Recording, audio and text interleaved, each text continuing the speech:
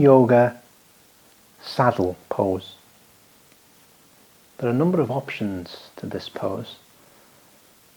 Pose that Tanya's in now with the head back opens up the throat chakra, stimulates the thyroid.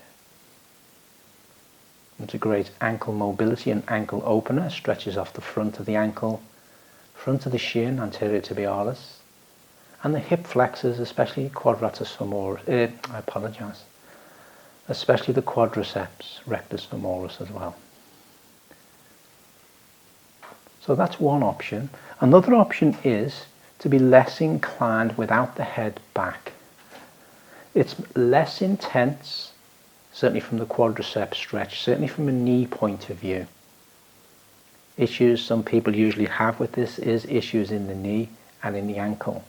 So they may require some support, some prop between the bottom, the bum cheek, and their heels.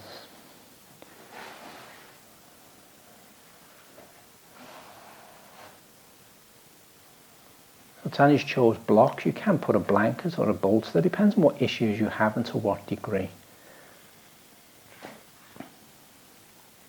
And this, as you can see, opens up the front of the body. It's only the front of the thighs.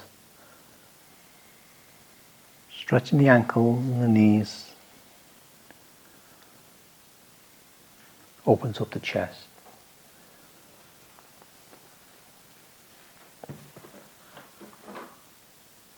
We'll just show how to go into this pose, which isn't too challenging, and then we'll show some alternatives and variations, one certainly that I prefer, and Tanya does as well.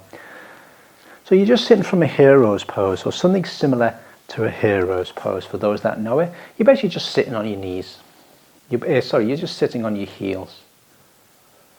And then maybe take your heels out a bit wider, assuming you've got no issues which will prevent that. And then you're just taking the hands. Just extend the arms and the hands behind you and walk the hands out further back towards the mat. Super. Now the version that both myself and Tanya prefer, and that is to place a bolster.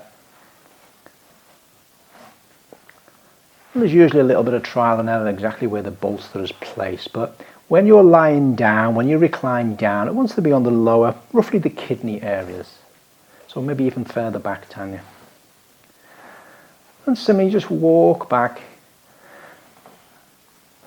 And this is the part of it that I like. You've got options with the arms. To bring in the lung and heart meridians, can we extend the arms up above, behind you and down? Now this depends on flexibility.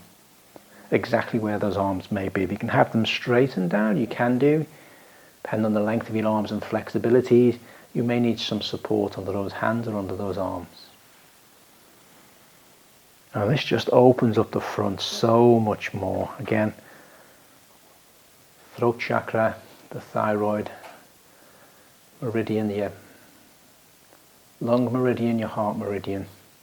And it's a great, surprisingly, very good relaxing position to be in.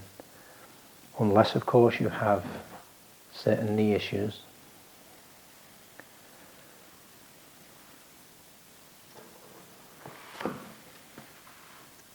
And that's the saddle pose.